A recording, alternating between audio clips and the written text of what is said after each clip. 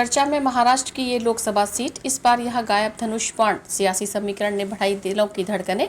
महाराष्ट्र के परभणी लोकसभा क्षेत्र में मुस्लिमों की आबादी अच्छी खासी है। इस क्षेत्र में अविभाजित शिवसेना 1989 से ही खानिया बांध धनुष बाण का बाण का नारा देकर सांप्रदायिक ध्रुवीकरण के सहारे यहाँ के लोकसभा चुनाव जीतती आई है। इस बीच सिर्फ एक बार 1998 में कांग्रेस यहाँ से जीत सकी थी, मगर अब विभाजन के बाद शिवसेना यूबीटी के हाथ से उसका चुनाव चिन्ह निकलकर मुख्यमंत्री एकनाथ शिंदे के पास जा चुका है। साथ ही महाविकास आघाड़ी का हिस्सा बनने के बाद उद्धव ठाकरे की हिंदुत्वनिष्ठ विचारधारा पर भी सवाल खड़े होने लगे हैं। ऐसे में परभणी के बहुसंख्यक मतदाता इस बार किसके साथ खड़े होंगे, ये सवाल बना हुआ है।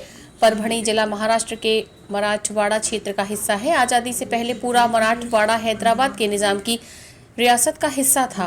परभणी में 24% से अधिक मुस्लिम आबादी है। यही कारण है कि 1985 के बाद जब शिवसेना प्रमुख बाला साहब ठाकरे ने हिंदुत्व की राजनीति शुरू की तो मुंबई के बाहर मराठवाड़ा में ही अपना विस्तार करना शुरू किया।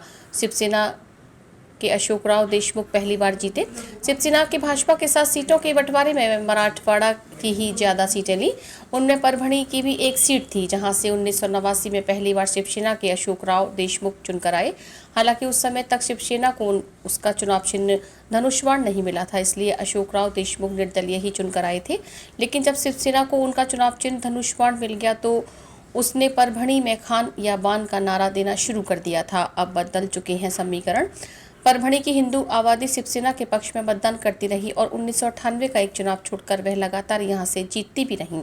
शिवसेना यूबीटी ने इस बार भी अपने 2 बार के सांसद संजय यादव को ही अपना उम्मीदवार बनाया है, लेकिन अब समीकरण बदल चुके हैं। अब शिवसेना में विभाजन के बाद शिवसेना यूबीटी के हाथ से उसका चुनाव चिन्ह धनुष बाण निकल चुका है। अब तो शिवसेना यूबीटी के परभणी कार्यालय में मुस्लिम कार्यकर्ता भी अच्छी संख्या में दिखाई देते हैं, तो सवाल खड़ा होने लगता है कि अब तक उसके साथ हिंदू रहा मतदाता इस बार शिवसेना यूबीटी का नया चुनाव चिन्ह मशाल उठाकर चलेगा क्या?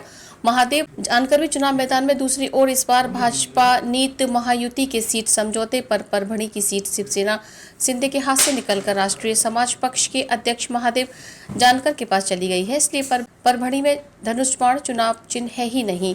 धनगर समाज के नेता एवं राज्य के पूर्व मंत्री महादेव जानकर ही यहाँ से महायुति उम्मीदवार हैं। उनका चुनाव चिन्ह सीटी है।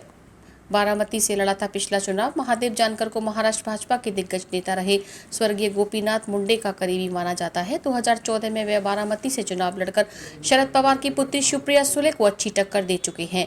परभणी में उनके धनगर समाज सहित ओबीसी वर्ग की अच्छी आबादी भी है। प्रकाश आंबेडकर ने पंजाब राव डक को उतारा।